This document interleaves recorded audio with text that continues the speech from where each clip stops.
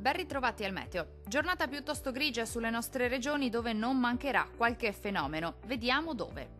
Sul Veneto avremo locali foschie o nebbie al mattino sulle pianure, ma in rapido dissolvimento col passare delle ore.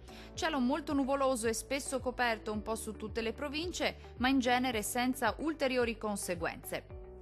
Temperature minime tra 10 e 13 gradi. Le massime invece oscilleranno tra i 14 e i 17 gradi. Vediamo ora che tempo farà sul Friuli Venezia Giulia. Anche in questo caso sarà possibile qualche foschia mattutina sulle vallate, ma migliorerà a partire dal pomeriggio.